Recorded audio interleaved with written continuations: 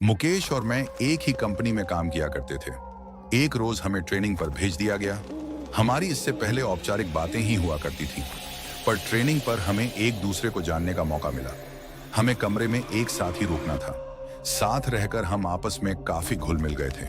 अक्सर रात को मुझ पर से चादर हट जाती तो मुकेश मुझे चादर ओढ़ा दिया करता था। मैंने उससे पूछा, क्यों जागते रहते हो रात भर? मेरी तो आदत है, करवट बदल बदल कर सोने की चादर तो टिकती ही नहीं। मुकेश ने मेरी बात का कोई जवाब नहीं दिया। अगले दिन वो कुछ शांत नजर आने लगा। रात को सोते समय मुकेश ने जो मुझे बताया वो न केवल दिलचस्प था, बल्कि कुछ ऐसा था जो मैंने ना तो कभी सुना ना ही कभी महसूस किया। ऐसा कम ही देखने को मिलता है। बात केवल विश्वास की रह जाती है।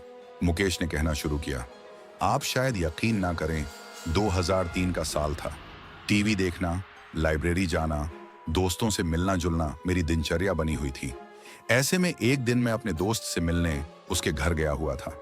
पता चला मेरे छोटे भाई दिनेश की तबीयत खराब है। मैं तुरंत घर को निकल पड़ दिया। वहां देखा परिवार के सभी लोग मौजूद हैं। दिनेश जोरों से चीख रहा है, जैसे उसे किसी तरह का दर्द हो रहा हो। उसकी हालत बिल्कुल भी देखने लायक नहीं थी। 3-4 लोग भी मिलकर उसे संभाल नहीं पा रहे थे। पिताजी ने कहा, इसे तुरंत डॉक्टर के पास ले चलते हैं, पर मां ने मुझे चुप रहने का इशारा किया। दिनेश चीखता और बेहोश हो जाता। दिनेश की चीखें अब भयानक होने लगी थीं। कोई उसका सर दबा रहा था, कोई उसकी छाती मल रहा था। नानी ने कहा, इसे पूजा घर में ले चलो। इतना सुनते ही दिनेश जोरों से चीखा। शायद ये बात उसे पसंद नहीं आई। उसे घसीट कर पूजा घर में लाना पड़ था। यहां वो और भी जोरों से चीखने लगा। उसे संभालना मुश्किल हो रहा था तो हमने उसे कुर्सी से बांध दिया। फिर नानी ने उससे प्रश्न किया, बता कौन है तू? सुनकर दिनेश गुस्से में भर गया। उसका सर और छाती अब भट्टी की तरह तपने लगे। उसे अब संभालना मुश्किल हो रहा था। नानी ने फिर कहा, बता कौन है तू? इस बार दिनेश ने गुस्से में अपने दांत पीस लिए।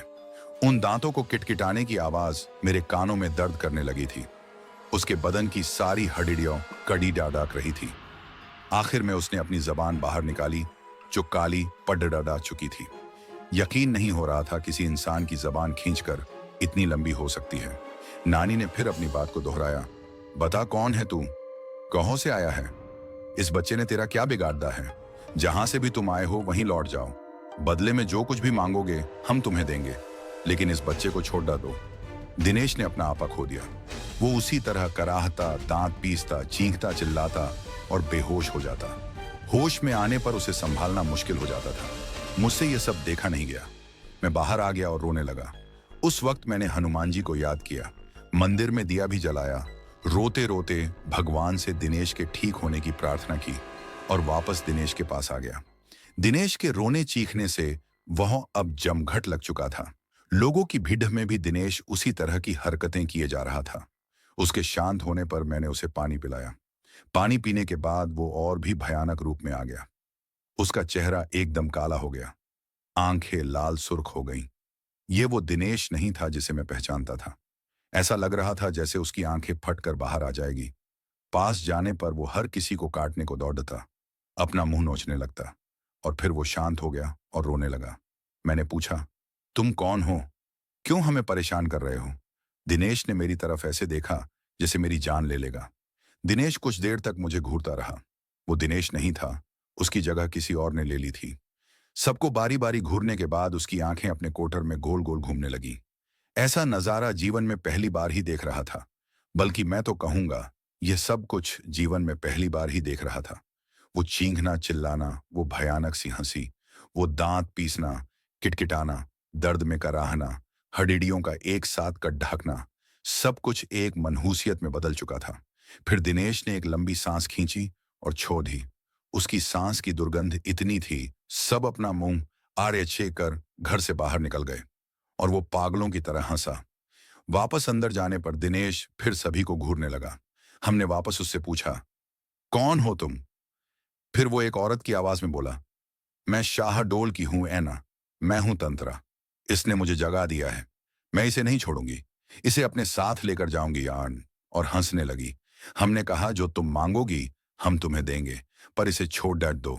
वो दुष्ट आत्मा अब अपने पूरे रूप में आ गई और बोली, मुझे एक मटकी, 4 नारियल, चुनरी सिंगार का पूरा सामान ला कर दो तो मैं चली जाऊंगी, नहीं तो इसे अपने साथ ही लेकर जाऊंगी। जल्दी करो, जल्दी करो, दफा हो जाओ। ये सामान लेकर ही आना, वरना इसे तो मैं चबा जाऊंगी। और हंसने लगी। हम सबके चेहरे पीले पर डीडीडीएच गए। माँ और मैं तेजी से बाजार की तरफ निकले। रास्ते में मौ रोने लगी तो मैंने उन्हें दिलासा दी, सब ठीक हो जाएगा। माँ बोली, कुछ भी ठीक नहीं होने वाला मुकेश।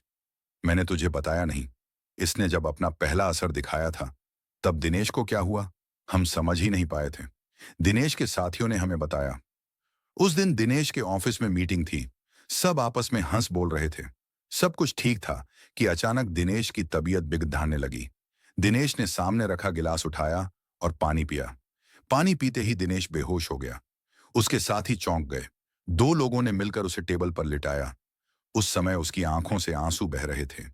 वो अपनी साथियों से कुछ कहना चाह रहा था, लेकिन उसके मुंह से एक शब्द भी नहीं निकल पा रहा था। उसके सा